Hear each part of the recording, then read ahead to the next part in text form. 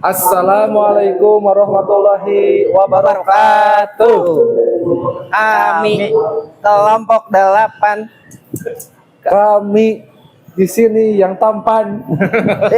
Kami kelompok 8. Kami kacau. Assalamualaikum warahmatullahi wabarakatuh. Waalaikumsalam warahmatullahi wabarakatuh. Perkenalkan kami dari kelompok 8. Kelompok 8 dengan orang-orang 5 orang kemarin. 5 orang yang satu lagi tidak hadir. Di antaranya saya sebagai pimpinan ketua Ajidin.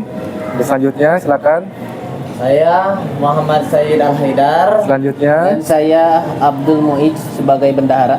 Dan kameramen kita adalah Ahmad Farhan. Dan yang tidak hadir adalah Kang Ramdan dari Kecamatan Naringgo ya? Dari Naringgo ya.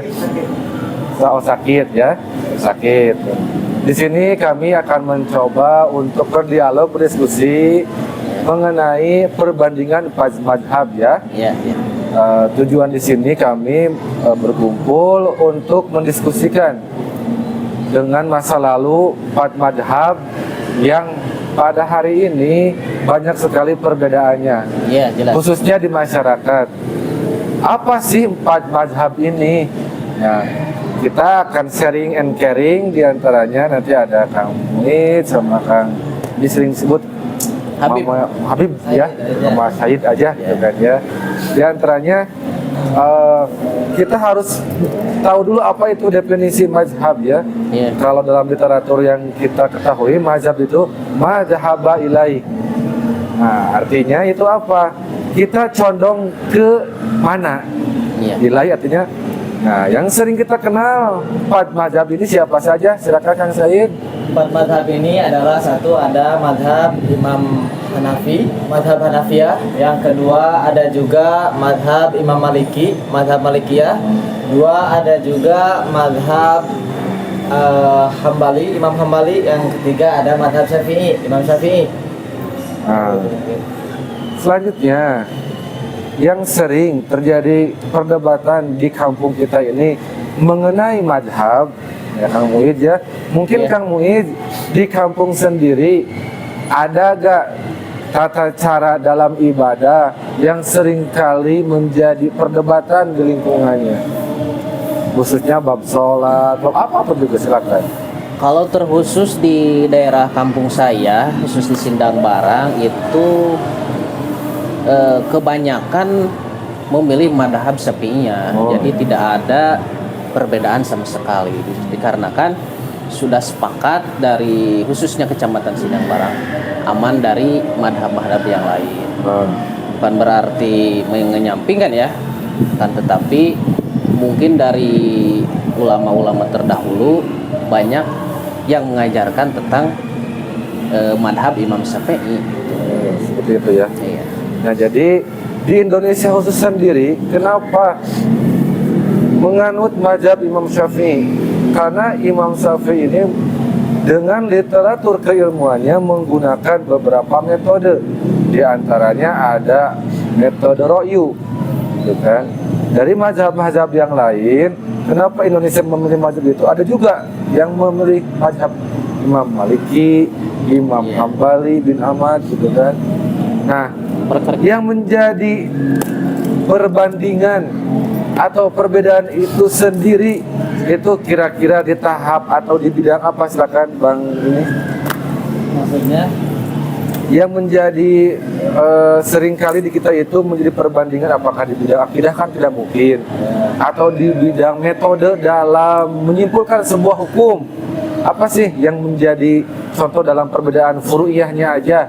Ini contohnya bab kunut ya. Kita itu kan itu yang sering bab kunut, ada juga yang mengentaskan bahwa kunut bid'ah, gitu kan. Nah, kan kita sebagai mazhab Imam Syafi'i, kunut itu tidak bid'ah.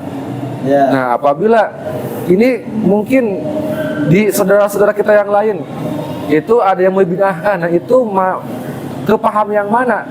Hanafikah, Malikita atau Hambalikah? Gitu kan. Silakan.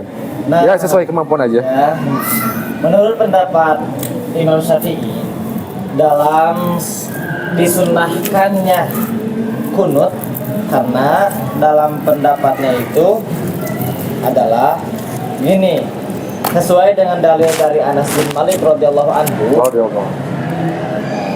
yaitu mazal Rasulullah sallallahu alaihi wasallam yaknutu fi sholati subhi hatta faraqad dunya. Rasulullah senantiasa berkunut dalam salat subuh hingga beliau wafat. Sebagaimana itu hadis riwayat Al-Baihaqi dan Ad-Daraqutni. Nah, kunut adalah doa kebaikan dan permohonan ampun, tetap dianjurkan meskipun tidak ada musibah. Itu makanya di mazhab Syafi'i kunut itu disunnahkan. Jadi sunnah yang bila ditinggalkan harus melakukan sujud sahwi. Disunahkan ya, Ya, disunahkan. Tapi untuk mazhab pendapat Hanafiyah, jadi tidak ada kunut dalam salat subuh secara rutin, karena kunut hanya dilakukan pada sholat witir dan ketika terjadi nazilah, ada musibah besar saja. Iya. Itu berdasarkan Seperti wabah kemarin ya, corona itu corona. ya seperti wabah-wabah atau ada kejadian-kejadian besar seperti peperangan atau apa aja gitu. Nah, berdasarkan Imam Hanafi berdasarkan hadis dari Ibnu Mas'ud, yaitu Nabi hanya berkunut pada saat nazilah atau bencana, kemudian meninggalkannya. Nah, maka menurut Hanafiyah dalam hadis ini berkesimpulan bahwa kunut itu tidak disunahkan di sholat subuh, tetapi ketika ada nazilah saja. Itu mungkin. Nah itu. Nah Kang Muiz, apakah dengan kita mempelajari perbandingan mazhab ini, kita itu legowo menerima pemikiran-pemikiran yang lain dan tidak menjadi sentimen? Itu mah seperti ini. Gimana? Apakah kita sentimen ataukah kita legowo atau terbuka, dia memakai mazhab Syafi'i, memakai mazhab Hambali? Apakah kita tetap itu mah sesat atau seperti apa yang ada di pemikiran kita ini? Nah, dalam hal ini makanya kita harus dipentingkannya mengkaji atau menggali pengetahuan ya tentang perbedaan madhab. Ya, bagus. Benar. Jadi di antara kita, di antara kaum yang lain, bila mana ada perbedaan tentang furu'iyah ya khususnya, kita jangan asal sentimen, kita jangan asal bid'ah-bid'ahkan tanpa ada alasan yang kuat. Ya jadi intinya kita harus legowo lah mencari letak dalilnya atau alasannya apa yang kuat, asalkan jangan keluar dari madhab yang opat itu ya. Nah sebenarnya dalam pembahasan literatur perbandingan empat mazhab ini sebenarnya bahasanya sih jangan perbandingan ya, karena kalau dibanding-bandingkan pasti ada salah satu yang unggul. Iya pasti. Bahasanya berupaya untuk menyamakan. Ya betul itu. Jadi sebenarnya referensi ini juga harus dikritisi. Ya terus. Nah, bukan perbandingan. Kalau membandingkan kita tidak akan tahu yang benar, yang salah dan yang mana. Seharusnya materi ini kita kritisi juga bagaimana menyamakan persepsi empat mazhab. Nah, betul. Intinya persamaan mazhab. Nah, Perbandingan mazhab. Betul. kalau persamaan berarti ada pendampingan nanti juga harus sama, tapi ini membersamai. Membersamai.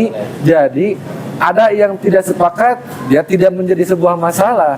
Ya kalau perbandingan kita akan kekeh dengan mazhab, argumen kita. Kalau kita karena ada perbandingan. Betul. Kenapa ada perbandingan? Membandingkan A dan B pasti ada yang lebih kuat dan ada yang lemah. Nah seperti itu. Betul. Dalam literatur ilmu filsafat, kita kalau mengkaji sebuah judul ya, ini juga prolog dulu.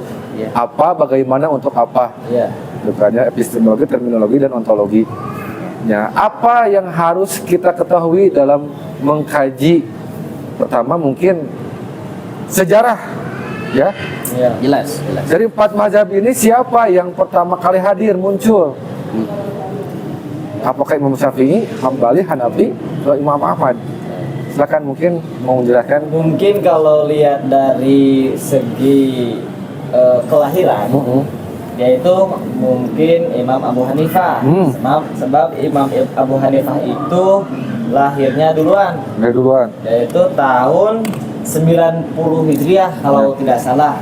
Terus maju ke madhab Imam Maliki. Imam Maliki itu lahirnya pada tahun berapa kira-kira? Oh, Dan- 80 ya, Pak. Dan kalau tidak saya lupa, ketika Imam Abu Hanifah itu meninggal, lahirlah Imam Syafi'i. Ya. Berbarengan itu kalau tidak salah. Ya. Jadi gini, lupa kalau Imam Abu Hanifah itu tahun 80 Hijriah, Imam Maliki itu 93. Kalau Imam Syafi'i itu kalau tidak salah 100 berapa gitu? Enggak tahu 150 atau 150 kurang. Sesudah Imam Syafi'i barulah Imam Hambali terakhir. Itu mungkin kalau dari segi kelahiran. Kata-kata terakhir. Nah, ini mungkin dari literatur sejarah ya. Jadi kita di sini mempresentasikan bagaimana perbandingan 4 mazhab ini agar kedepannya kita sebagai kader PKU ini menjadi salah satu tonggak, menjadi salah satu agen of change, leadership, agen of change kedepannya agar pemikiran-pemikiran kita di kaula muda ini tetap bersama meskipun ada 4 mazhab gitu kan ya, kita bisa memakai satu aja gitu kan ya. Kalau kita memakai semuanya itu tidak akan kita bisa ini gitu kan ya. Nah, kita sebagai kader PKU kedepannya harus membersamai dengan 4 mazhab ini agar tata cara ibadah kita, gitu kan ya, muamalah kita dan kedepannya itu bisa sinkron dan terintegrasi dengan kemajuan dunia modern ini. Khususnya jadi ada persatuan semua madhab. Jadi tidak ada perselisihan gitu. Meskipun contoh dia memakai kunut, kita tidak tetap bersama gitu. Tetap bersama. Seperti itu. Nah, mungkin itu kesimpulan yang bisa kami Ada sampaikan. kata-kata terakhir? Kata-kata terakhir, silakan. Pantun. Kalau pantun, saya dikesampingkan dulu. Mungkin ini kata-kata terakhir Silakan. khusus dari saya gitu ya, dan mewakili mungkinnya teman-teman yang lain dalam mata kuliah perbandingan madhab ini yang didoseni oleh Bapak Kiai Dr. Rudi Ahmad Suryadi ya. Ini sangat menyenangkan dan sangat menegangkan ya. Itu menyenangkannya apa? Menyenangkannya jadi gak bikin ngantuk lah ya. Terus menantang banget gitu. Ada kuis-kuis begitulah, membuat greget gitu ya. Sangat menegangkan gitu ya, dan menyenangkan lah intinya gitu ya. Mungkin itu dari saya yang dapat disampaikan. Ya, kami semua pamit undur diri. Assalamualaikum warahmatullahi wabarakatuh.